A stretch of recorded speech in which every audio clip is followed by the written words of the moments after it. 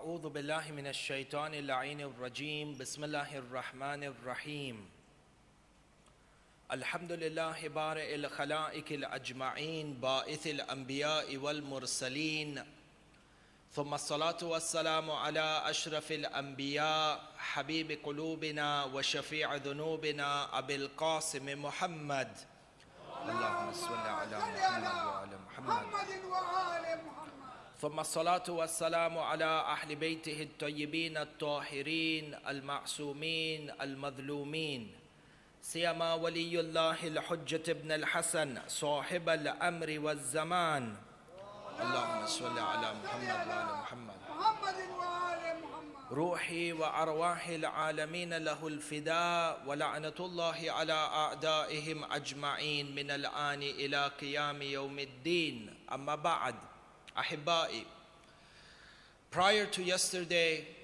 our main series, the focus has been on the concept of the Day of Judgment. And our goal is understanding the human psychology or analyzing human psychology in terms of the behavior of man on the Day of Judgment. This is our goal. And over the last few nights, shay'an fa shay'an, slowly by slowly, we are working towards getting towards this goal, where we analyze, number one, the importance of the Day of Judgment in terms of it being a central message for all the Anbiya. And we looked at the Ulul Azm by way of example.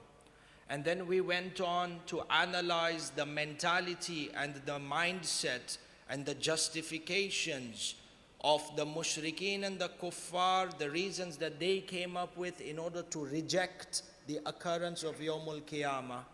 And then we went on the following day to look at those verses of the Quran and see the manner in which Allah subhanahu wa ta'ala proved the occurrence of the Day of Judgment, the arguments and the rebuttals that He gave them. Continuing today, and insha'Allah, bi'awnillah, this is our last preamble or introduction to Yawmul Qiyamah before we dive right into the heart of the topic after the nights of Qadr, or perhaps from the 22nd night, insha'Allah. Today's topic or today's discussion is about understanding one of the most crucial and detrimental occurrences which will then mark the beginning of the Day of Judgment. Ya'ni, today our discussion is on understanding, if you could use these words, the opening ceremony for Yawmul Qiyamah. What occurrence happens which is crucial and detrimental, that marks the end of life on this world as we know it, and facilitates for the beginning of a brand new realm of existence known as Yawmul Qiyamah. Again, we will use the Quran as our basis, because the theme, and this is a message that we are trying to instill within ourselves, is that everything in regards to your deen, everything in regards to your religion, everything in regards to your life, ikhwani, use the Quran as a basis for education. Use the Quran as a basis for making informed decisions in life.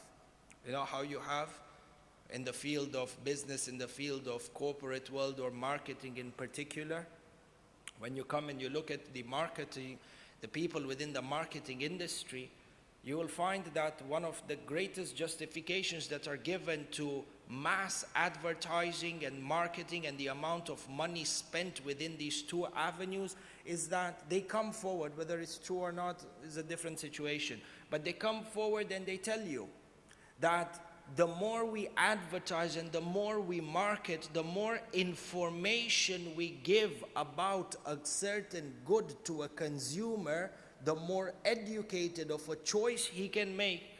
And this is something within the fitrah of human being that distinguishes you from being a jahil, in that any decision you want to make in life, anything, any concept you want to understand in life or in deen, you got to take it from prior sources, from authenticated non-deviated or non-corrupted texts in order to ensure you have the right understanding.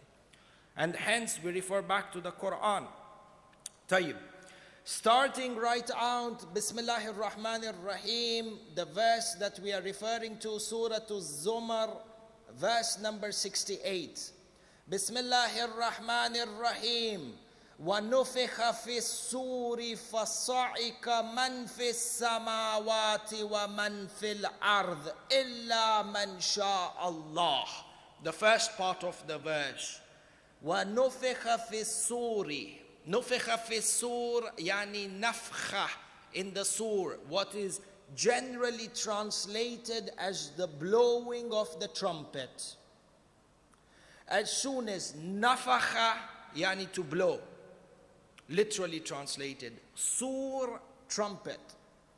So we have within this verse of the Quran that as soon as the trumpet is blown, everyone, everything that has a soul, be it in the earth and be it in the heavens, as soon as this trumpet is blown, everything shall experience death and come to a standstill. You have within the hadith, in terms of tafsir, this is the first part of the verse. We have within the hadith in the tafsir that a person comes and asks, this is in Biharul Anwar, Alama Majlisi Rahmatullah Alayh, and the narration is by Imam Ali ibn al-Hussein Zain al-Abidin Salawatullahi wa Salamuhu Alayh,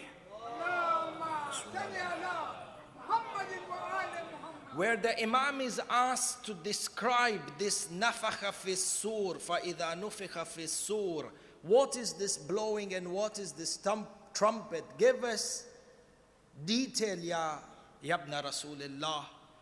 Imam al-Sajjad says to him, this is a trumpet which is made from the artifacts and the materials of heaven. A trumpet which has one head and two tails. A head, yani the point from which you blow the trumpet. And the tail, two tails. The point or this trumpet, the avenue through which the sound comes out. If you have seen a normal trumpet, you find that there is one place that you blow in and there is a other part of the instrument where the sound comes out, where the notes come out. You find that Imam Sajjad says that there are two avenues, outlets for sound to come out from this trumpet, which is Nurani, which is created from the heavens, a creation of Allah subhanahu wa ta'ala, and not like what we would perceive as a musical instrument or anything in the dunya. Allah. It says one outlet of this trumpet faces towards the heaven, and a second outlet points towards the earth. When Allah subhanahu wa ta'ala will declare that the time of this dunya has now come to an end, He will give, or He will make Israfil, angel Israfil, in charge of blowing this trumpet. He shall be granted this trumpet within the heavens, and as he descends down from the heavens towards the dunya, as he passes through the seven skies, the angels who live and who are occupants of these seven heavens will understand that the time for the end of this dunya has come. The hadith tells us that Israfil shall then descend upon the dunya, and in particular Israfil shall descend on Baytul Maqdas, occupied Jerusalem. He shall be in this Baytul Maqdas, and he shall face towards the Qibla to blow this final trumpet. And as soon as he blows this trumpet, look at what the verse says. The sound that comes out from this trumpet. فَصَعِقَ مَنْ فِي السَّمَاوَاتِ وَمَنْ فِي الْأَرْضِ. The term that is used, or the verb that is used, is sa'iqa. Yani, the intensity of the shock, the manner in which they will be astounded, and the manner in which they will be encompassed in fear. That shock, that fear, that astoundment in itself will be the reason for their death, and they fall down lifeless wherever they are or however they are.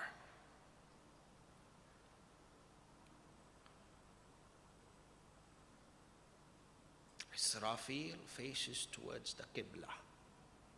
Ya Ikhwani, every time you wake up for Salat and you face towards this Qibla, you know, many times we say that, or a common problem is lack of concentration in we do in order to improve the concentration in our Salah.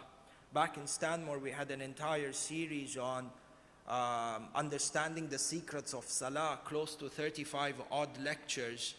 And so I don't want to repeat that content, but what I will say to you is that, or for us, is that whenever we are struggling with concentration of Salat, the starting point is wudu. If you master your wudu, you will master your Salat. You know, many times, generally speaking, wudu is not given that much importance.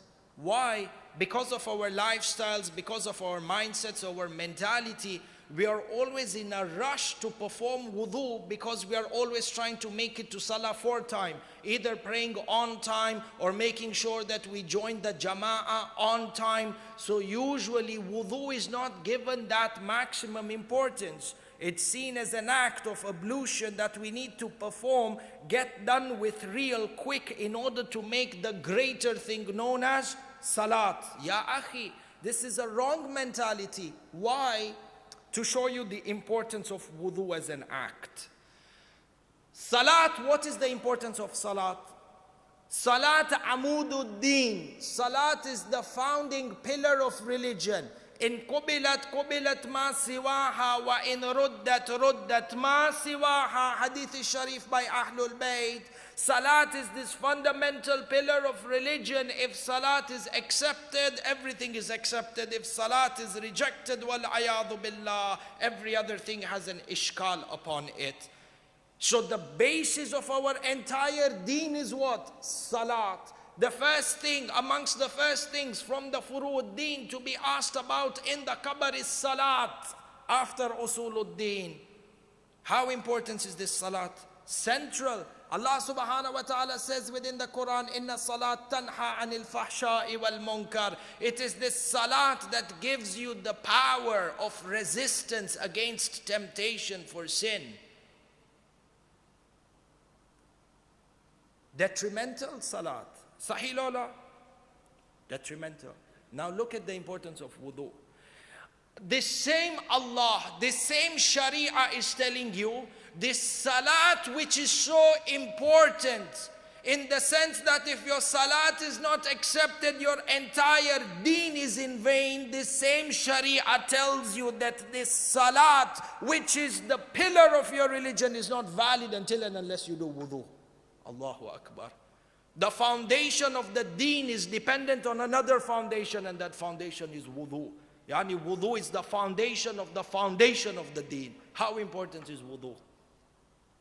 Which is why in irfan of Ahlul Bayt, not irfan of the shayateen, irfan of Ahlul Bayt, and when it comes to tazkiyatun nafs, ilmul akhlaq, you will see one of the first things the ulama tell you when it comes to purifying yourself or improving and increasing your spirituality, the first thing that you need to master is to remain in a state of wudu as much as you can. From the time you wake up to the time you sleep. In fact, the last thing you do before you sleep is wudu, because you sleep in a state of wudu. Wudu, not just as a ritual act of washing your face and hands and masa and yalla. La, there is the fiqhi aspect, the correct way of doing wudu with all the technicalities. This is one. But number two, the ruhani aspect behind wudu. And this ruhani aspect of wudu is captured in the dua that you recite for wudu. You'll find there is a particular dua to be recited, that when you gargle your mouth, you say, Ya Allah, help me to be from amongst those who are truthful. When you wash your face, Ya Allah, Help me to become from amongst those who have nur on their faces on the day of judgment. When you wash your right hand, give my book on my right hand, or allow me to do good deeds, and so on and so forth. When you do masah, Ya Allah, keep my feet stable on that sirat, the sirat which we discussed yesterday. When a person does wudu by reciting this dua, this is a wudu of ma'rifah. And the basis, yani the distinction between all the things we do as acts of spirituality, from salat to majlis to azadari to everything, the difference between these acts being acts of ritual and acts of spirituality, the difference is ma'rifah. Salat is an act of worship, so long as you do it with ma'rifah. The minute ma'rifah lacks, it becomes exercise and ritualistic. So when we are improving salat, number one, this is side, bain al-qawsayn, between brackets, to conquer or to master, or steps that you can take to improve your concentration inside of salat. Number one, wudu. Number two, when you stand in the musalla or ihram, be it in the mosque or at your home, ya akhi, when you face the qibla to do your takbiratul ihram, remember how Israfil will also face the qibla, like the way you are facing the qibla to attest to the oneness and the grandeur of Allah. This Israfil will face the same qibla that you are facing, but to bring humanity to a total end. Are you prepared for that end? Then remember that it is this salat which is going to make you successful on that day. Hence, a person, time management is of essence. That you manage your time. That you not only you have sufficient time to pray, but you have sufficient time to prepare for the prayer. That pre-preparation, these preps, are as important, if not more important, than the salat itself. Sallu ala Muhammad wa ala Muhammad. Allahumma salli ala Muhammad. For Imam Sajjad says that Israfil blows this trumpet and everything in existence comes to an end. And Allah subhanahu wa ta'ala then looks at Israfil and he looks, yani metaphorically, he says to Israfil, mut, die. And Israfil himself dies. And this earth or this universe or this realm of existence, and the realm of existence is greater than the entire universe, because the universe is what we have discovered and there is more out there. Allah subhanahu wa ta'ala looks at this realm of existence in which everything is lifeless and it has returned to its original state prior to its creation. Allah subhanahu wa ta'ala will then cry out and ask, Limanil mulk al-yawm. Who is this mulk for? And not a single soul has the capacity and the capability to answer.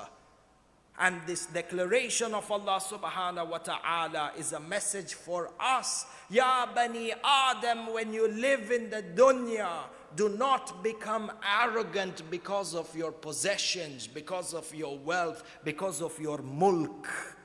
Because in reality, you are not the owner, but you are a trustee of what you own. You are the trustee granted by Allah. فَمَنْ لِمَنِ الْمُلْكَ الْيَوْمِ. No one gives an answer. And Allah subhanahu wa ta'ala then declares, Al-mulku lillah al-wahid al-ahad al-qahhar al-jabbar. The universe and the mulk and everything within existence is for this one unique, the most powerful, the most grandeur. La sharika lahu. Khalaqtu khalqi biyaday. I created my creation by myself. Wa ahyaytuhum. So he says, wa khalaqtu khalqi biyaday. Wa amuttuhum bimashi'ati. And I imposed upon them death out of my own will. Wa uhyihim biqudrati. And it is through my qudrah. Remember how we spoke that Allah is qadir few nights as one of the bases for establishing ma'ad? See how this word qudra and qadir comes up over and over again, and how it is an important part of our tawheed and sifat thubutiyya. وَأُحْيِيهُمْ بِقُدْرِي or بِقَدْرِي. It is through my all-powerful nature and ability that I shall bring them back to life. And then what happens? ثُمَّ نُفِخَ فِيهِ أُخْرَى فَإِذَا هُمْ قِيَامٌ يَنْظُرُونَ. And then this trumpet will be blown for a second time. And when the trumpet is blown for a second time, everything on earth, everything within the realm of existence that was created from the time of Adam and the Malaika before Adam, who had to taste death, shall then be revived or resurrected back to life.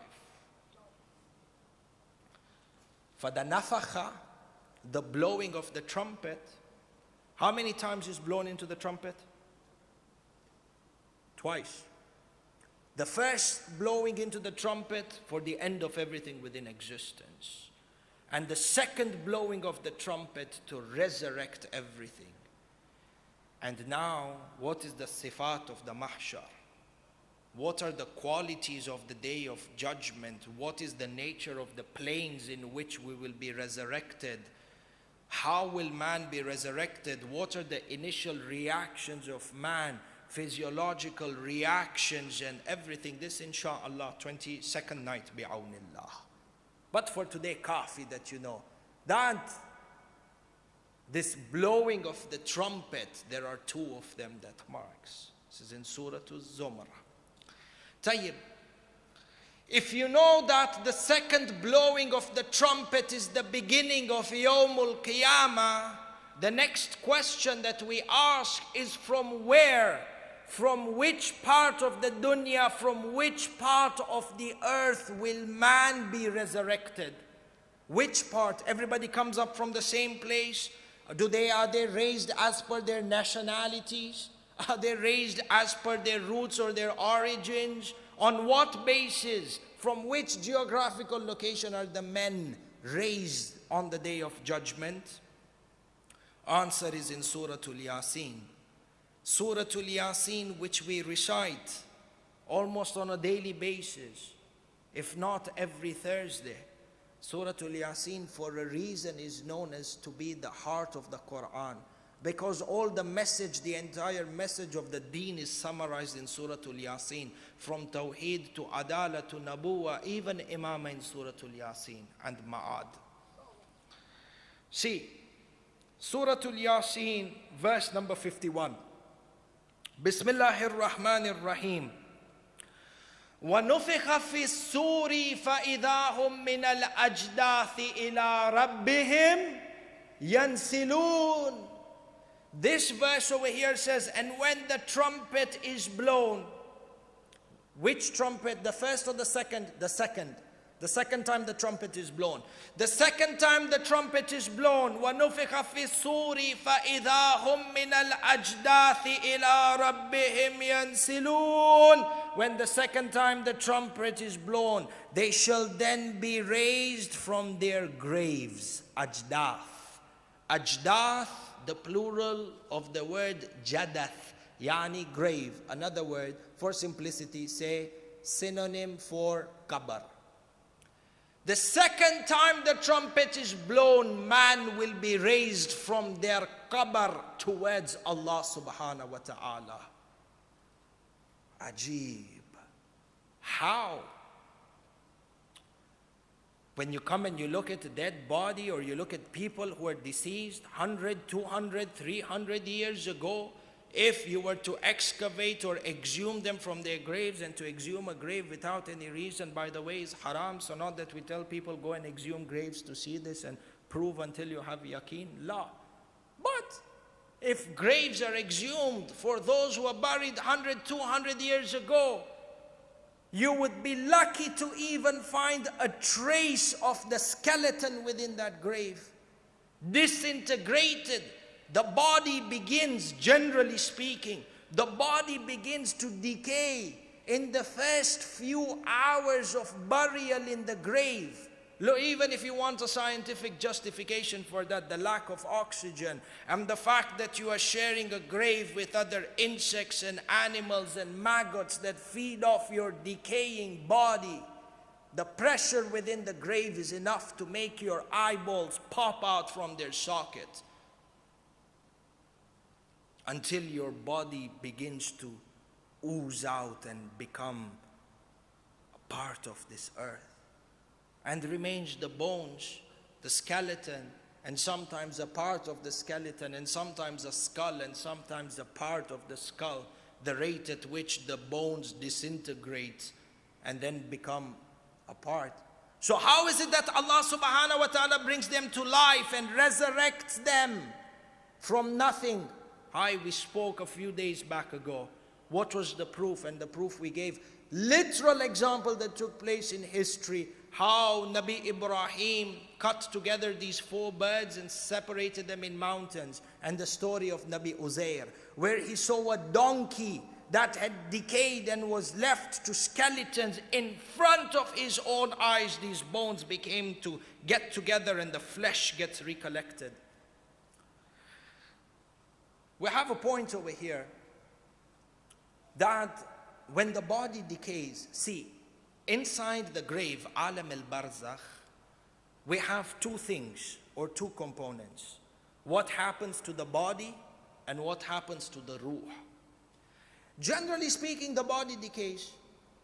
But even with all this decaying and it's rotting, there is a certain part of our creation of the body, which is known as the teen, which we usually translate as soil or dust. This dust, this original dust teen from which our flesh was created, the asal from through which our body was created, this teen in itself does not disintegrate and decay. Rather, it settles within the grave. Therefore, on the day of judgment, when the body is resurrected, it is resurrected and put together again. The starting point of this resurrection and the body coming together after being decayed is this original teen which is buried inside of the grave, which then becomes a part of the grave. So therefore you find in Alam al-Barzakh, depending on whether the ruh is the ruh of a mu'min or the ruh of a munafiq, mushrik, kafir, wal ayadu billah, the soul, the ruh, is sent either to Wadi al-Salam, the place of residence for the mu'mineen in Alam al-Barzakh. And if a person is not from the mu'mineen, then wal ayadu billah, Wadi al-Barhut. And do not think that those of our marhumin who are deceased are dead, or who have no idea. They have their own life in Alam al-Barzakh. Hadith al-Sharif states that when a mu'min is buried and his soul is taken towards Wadi al-Salam, he sits together and he meets with other mu'mineen. He recognizes other mu'mineen who are there with him in the dunya. They sit together. Those who have passed away ask this new person who has just entered into Wadi al-Salam. They ask about us. They say, what do you know Fulan? What happened to Fulan? We have not seen him. Then the dead person will say, oh, that Fulan, I remember I left him in the dunya. So the people in Alam al-Barzakh know that this Fulan is still alive. But if they asked about this person, this newly deceased person says, oh, in the dunya he died years ago. You didn't see him in Wadi al-Salam. They'll say no. So they realize, astaghfirullah, this person has been sent to Wadi al-Barhut. And the ruh of the mu'min has the liberty, as per its iman, to traverse the entire universe. Because in Alam al-Barzakh, the ruh is captured in a different type of a body. Jism mithali, or jism shaffaf, a body which is not restricted to time and space, which is why if a person has a level of iman, they visit Imam al-Hussein even in Alam al-Barzakh. A person, according to his iman, with the permission of Allah subhanahu wa ta'ala, mu'min is allowed to come home and visit his dead people, particularly on a Thursday night, which is why Thursday nights are dedicated to our marhumin and marhumat. The hadith says that the souls of the deceased come back to the houses waiting for those who they left behind to at least remember them with a Suratul Fatiha. Do not think that they are dead. They are fully aware of what happens in the dunya, to the extent that Allah allows them.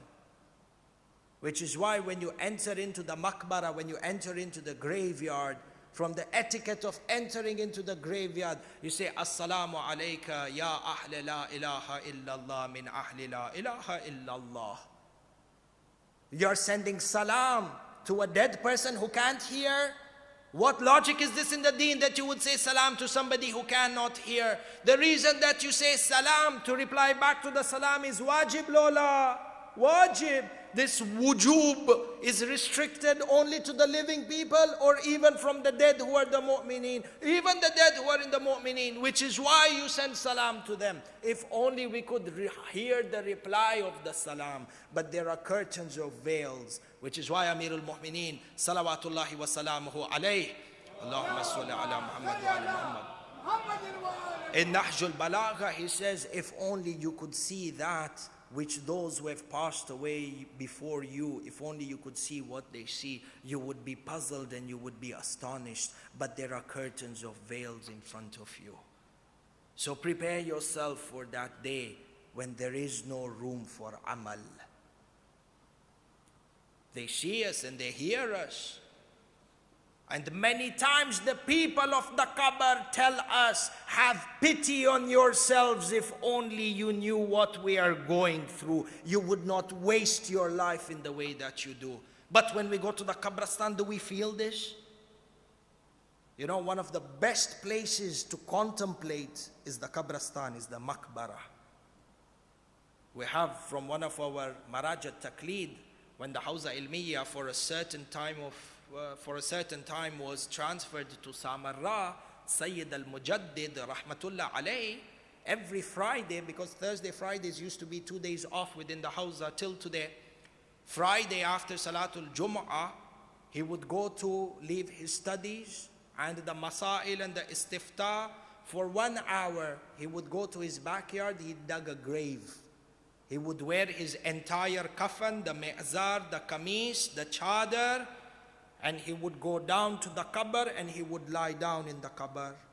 And he would say, remind yourself, O Mirza, the day when you are going to enter, what jawab do you have for Allah? And when that reality hits him, he comes back out of the qabr and he begins his work. Remembrance of death, contemplation at death. And I am aware that you have already had a topic for 15 days, so we will not emphasize more on this. But Sallu ala Muhammad wa ali Muhammad.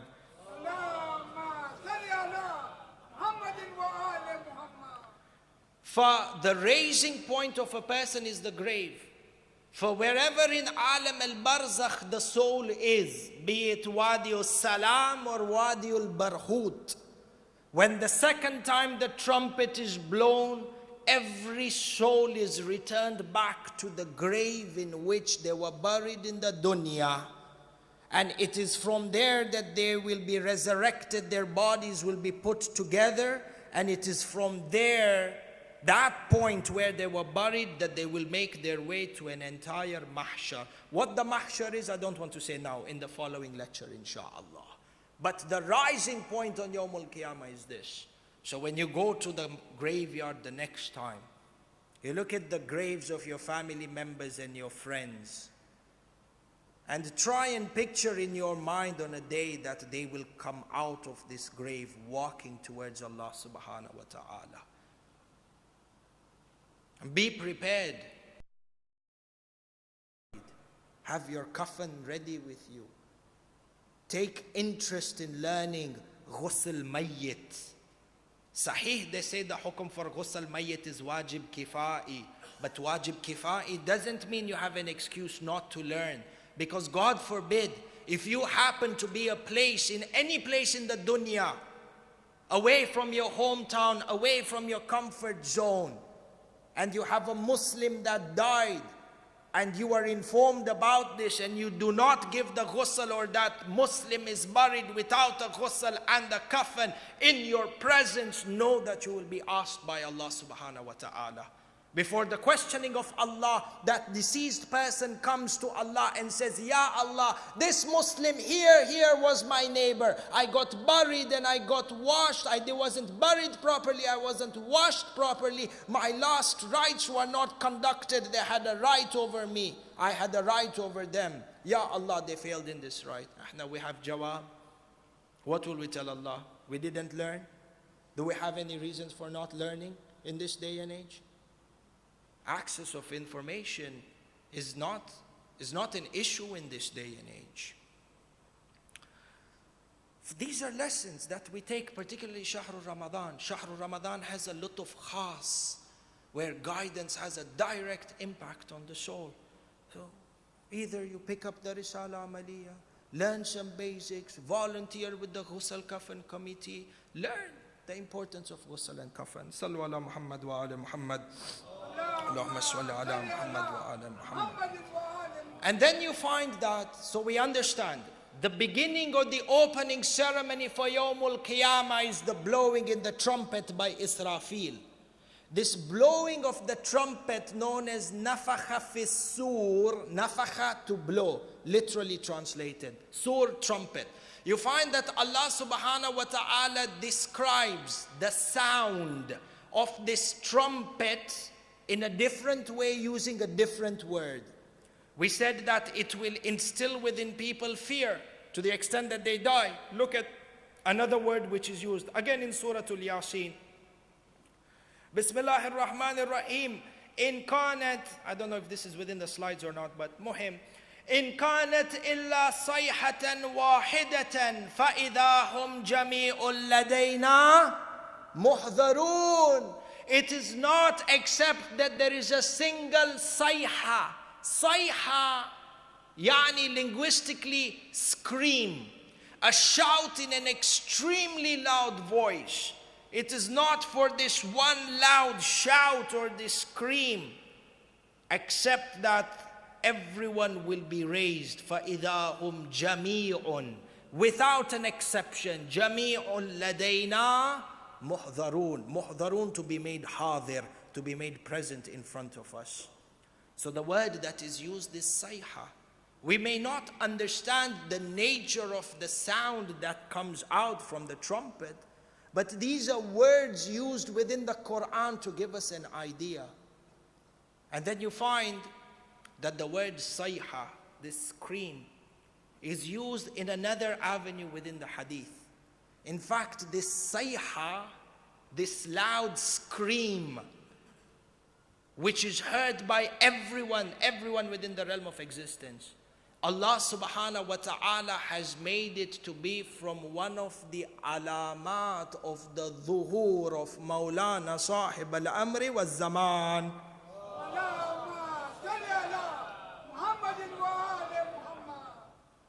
Hadith says that from amongst the signs of the dhuhur of the 12th Imam, there are 5 fundamental signs, 4 or 5 signs, that each and every one of us needs to be absolutely aware of. From these 5 signs, one of them is the blowing or the sayha, the scream of Jibreel on the 23rd day of Shahrul Ramadan. The hadith says that Jibreel at the time of Fajr on the 23rd of Shahrul Ramadan will cry out in the heavens, from the heavens, Allah innal haqqa ma'a Ali. A cry from Jibreel. Now you can have a scientific evaluation, analysis of what's going to happen, how this sound is going to come. Is it going to be in Arabic? Will everybody hear it and some people not hear it? In which language will it be? How the media will respond to this? These are all areas of speculation. But at the very minimum, what can be understood is that it will be a phenomenal call from the skies. such that the entire human population will divert its attention towards the sky on the assumption that the call is made in the Arabic language, then it will become very apparent through the media that this call is translated and the world comes to understand there is a phenomenal event that occurred in the heavens which we were all witness to, that has to do something with a religion known as Shiaism.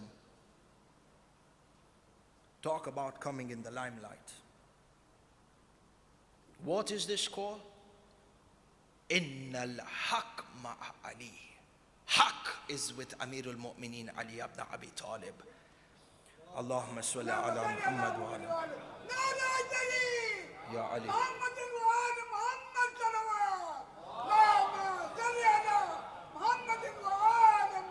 The hadith then goes on to say, because Iblis always works to mix and confuse haq with batil. And there will be another cry towards the time of Maghrib, now leading towards the 24th of Shahr Ramadan, eve of 24th. Again, with a heavenly impact, where a cry will be made out that haq is with Fulan bin Fulan and his Shia. Fulan bin Fulan is from me. But when that call comes, there is no Fulan bin Fulan, names for names. And this is where the confusion happens within this ummah. And people begin to mobilize themselves into camps, whether they respond to the camp of the first call or they respond to the camp of the second call. Muhim, we need to ask ourselves, as per our lifestyles, which camp are we mobilizing ourselves towards? As-sayha. In any case, you find that there is a discussion within the school of thought between the ulama, where some scholars or philosophers have come forward and have said that this phrase or this term, nafakha fi sur, the blowing in the trumpet, is not something which is literal. It's not that Jibreel or Israfil is going to blow into an instrument and as a result of that, it is going to take away the life from everybody and that everybody will be resurrected. What they rather say is this is something that is metaphorical, in that the word nafakha, just like the way Allah subhanahu wa ta'ala uses the word nafakha, wa nafakhtu fihi min ruhi, that I blew from my ruh into Adam, meaning what? I inserted my ruh. So they say nafakha is to instill the ruh, and sur is plural for the word surah, yani face. So these people come forward, a group of philosophers, Muslim philosophers, where they say that actually this Israfil and this trumpet, this is a very shallow understanding. What is understood is that God will instill the ruh from alam al-barzakh into the faces of the people, and that is how they will be resurrected. Alama Majlisi rahmatullah alayh, he puts a rebuttal back to such type of mentality, and he says that to discount the actuality of the blowing of the trumpet is to go against verses of the Quran that are absolutely clear in their literal meaning. We have a rule in usulul fiqh, al-dhahiru hujjah. That which is apparent and literal within the Quran is a hujjah as is. This is a very big problem that we are facing within our communities right now, in that we try to do ta'wil of the meanings. Certain concepts of Islam, certain concepts within the deen, we don't when we look at the literal translation, we say, no, this is a very shallow translation, and rather we try and interpret these teachings of the religion from a metaphoric perspective. This is a movement that started at the time of Imam as-Sadiq, the Batiniya. They used to say, to give you an example, the Batiniya used to say, everything which is literal within Islam is shallow. It's for those people whose Achilles kilogo low. Us, people of ma'rifah, people of spirituality and irfan, our level is higher, And this actually led them towards shirk. I'll give you one example. One example was the Batiniya who said, yeah, halal food. Ya akhi, when Allah and the Nabi told us halal food, it wasn't about slaughtering an animal in a certain manner facing Qibla, and the butcher has to say Bismillah. He said, what is this? This is not important. This is not halal. The real halal is that you earn or you eat food from money which is halal. Ya subhanallah.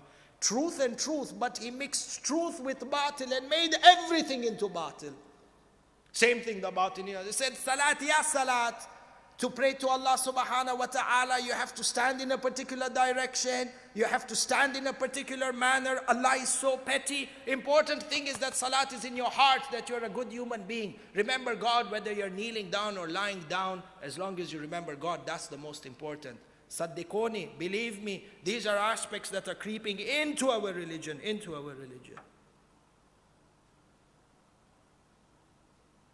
Useless arguments, madri from where they come. If you work night shift, then you can eat during the day in Shahr Ramadan and fast during the night. Ajib wa gharib. Dunya. Sallu ala Muhammad wa ala Muhammad. Allahumma salli ala Muhammad wa ala Muhammad. So in any case, the rule of the thumb is what? The rule of thumb over here is that even when we're interpreting Quran and learning about our religion, that any verse with hadith for that instance cannot be interpreted as a metaphorical meaning until and unless there is a karina. There are prior indications that allow you to convert a literal meaning into metaphoric. So long as there is no indication by text, if there is no indication, you do not have a right to interpret a hadith as being metaphorical rather than literal. Sometimes what happens is, in our day and age, within our circles, we say, okay, because the hadith didn't make sense to me literally, it is something metaphoric. Making sense to me or not is not the scale or the basis through which I reject or accept a hadith. Doesn't make sense to me. Who am I? Akal goes in the mazbala, in the garbage, because it is polluted by sin. My akal is not the basis of what's right and wrong. There is a place for the akal, but when it comes to interpretation of the hadith, there is a science that we follow. Sallu ala Muhammad wa ala Muhammad. The same thing when it comes to Yawmul Qiyamah, resurrection. Our entire talk has been upon resurrection right now. And this is the final one, as we said. But resurrection on the day of judgment, yani you are brought back to life in your physical body. In your physical body. Do you know there are Muslim philosophers in this day and age, within our circles, who say that Yawmul Qiyamah will not happen as a bodily resurrection? This is all ignorance. This is shallow cultural understanding. They say that on Yawmul Qiyamah you will be raised only as your ruh. They tell us that these are talks of ma'rifah and spirituality. They said you're not raised in your body. Actually, it's only your ruh. This is a form of kufr, but instead of pulling the ear this way, you're pulling the ear all the way around.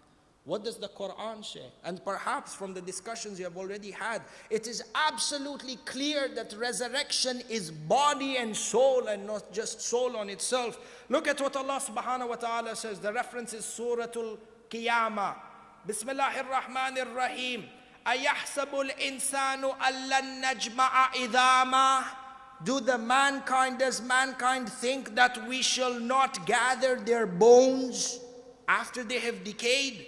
Bala qadirina ala an nusawwiya banana. Allah subhanahu wa ta'ala says, of course, in fact, we are even capable on the day of judgment when we raise you. Your body will be in such perfection in the mahshar that even your fingerprints will have taken place on their fingers. So when you have a verse like this and God says, Allah says within the Quran that we shall raise you by body and soul, then do we have a basis for interpreting this on a metaphorical manner and saying no, that resurrection is only by soul? Abadan la.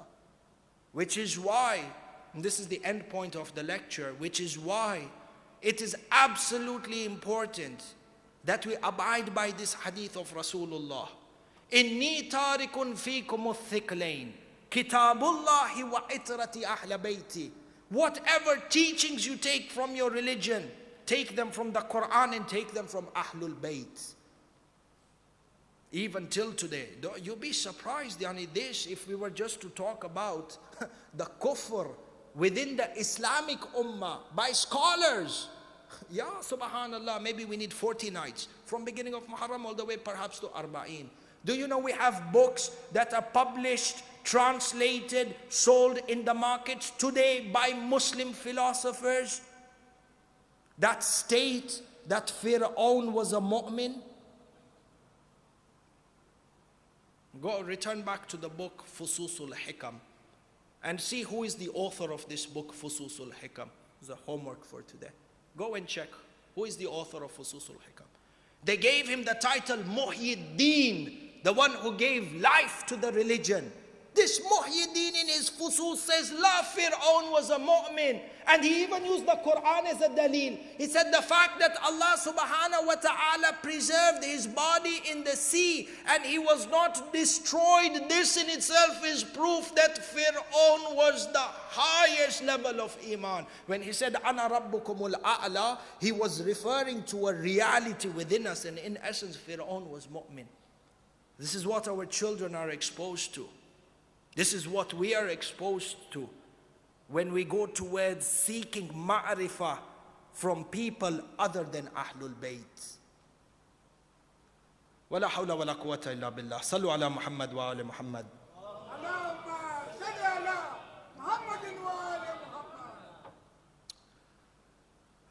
20th night of Shahrul Ramadan. This is a night of grief and a night of sorrow in the house of Amirul Mu'mineen, and in the house surrounded by Imam Hassan, Imam Hussein, Abul Fadil, Sayyidah Zainab. The entire Maqtal, inshallah, we shall recite tomorrow. But the narrations mention that on a night like this, Sayyidah Zainab al-Kubra was seated by the side of her father, Amirul Mu'mineen. The narrations mention that when Ibn Muljim al-La'in had struck Amirul Mu'mineen in Masjid al-Kufa, Amirul Mu'mineen fell down face first on the musalla and he cried out, Fuztu wa Rabbil Kaaba. The narrations mention at that time Imam Hassan al-Mujtaba and Imam al-Hussein came running towards the masjid. They saw their father lying down in this state. Imam Hassan began to cry and he says to him, Oh my father, who has done this to you? Amirul Mu'mineen says, and his vengeance will be taken by Allah subhanahu wa ta'ala. The narrations mention that Ibn Muljim had bought a sword and had poisoned it. The poison, due to the intensity of the strike, had reached the core inside the skull of Amirul Mu'mineen, to the extent that he was not able to walk. When they were taking him out of Masjid al-Kufa, Amirul Mu'mineen was resting on the shoulders of Imam Hassan and on the shoulder of Muhammad ibn Hanafiya, Imam Hussein in front of him, Abul Fadil behind him. As they were walking towards from the Masjid al-Kufa towards the house, when they reached in front of the house, Amirul Mu'mineen says, Oh my son Hassan, leave me now, let me walk by myself. Allah, Allah. Imam Hassan says to him, but father, Ya Amir al-Mu'mineen, you are not able to walk. The intensity of the strike, the poison and the amount of blood you have lost. Oh father, you cannot walk by yourself. Let us carry you into the house. Where is the problem? Imam Amir al-Mu'mineen looks towards Imam al-Mujtaba and he says to him, Oh my son Hassan, but Zainab is waiting for me on the house. Allah, Zainab will not be able to see me in this state. I am Haydar, I am the Karrar, I am the protector of Zainab. If Zainab sees her father and her protector seeking help and leaning, Let me walk my son Hassan. Allah, Allah. I say, Ya Amir al-Mu'mineen, you are worried for Sayyida Zainab that she cannot see you walking on your own due to the wound. Ya Amir al-Mu'mineen, Zainab has much to see in her life. Zainab is going to see Imam Hassan cuff out pieces of his liver. Zainab is going to see the day of Ashura. Allah, Allah, Ya Amir al-Mu'mineen, Zainab will be on the plains of Karbala when they are trampling upon his body and every bone is broken. At that time Zainab is crying out, Ya Adu Allah, have mercy on the body of my brother.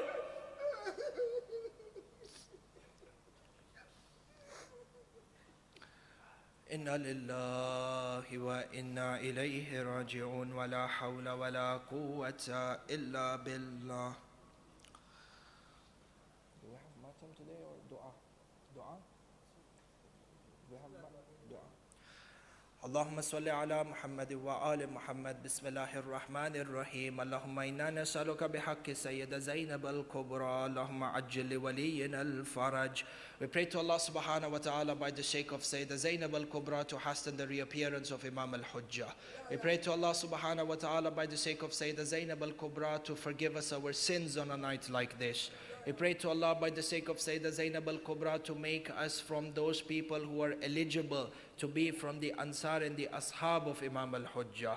We pray to Allah subhanahu wa ta'ala by the sake of Sayyida Zainab al-Kubra that our a'mal for Laylatul Qadr are accepted, Ya Allah. Pray to Allah subhanahu wa ta'ala by the sake of Sayyida Zainab al-Kubra, mu'mineen and mu'minat who have come here today. Ya Allah, do not let them leave except that you have fulfilled all their hajat. Ya Allah, by the sake of Sayyida Zainab al-Kubra, mu'mineen and mu'minat who are not in the best of health, you grant them shafa'ah. Ya Allah, by the sake of Sayyida Zainab al-Kubra, mu'mineen and mu'minat who have passed away, you make their graves into a garden from the gardens of Jannah. Wa akhiru da'wana anil hamdulillahi rabbil alameen. Mata Hussein.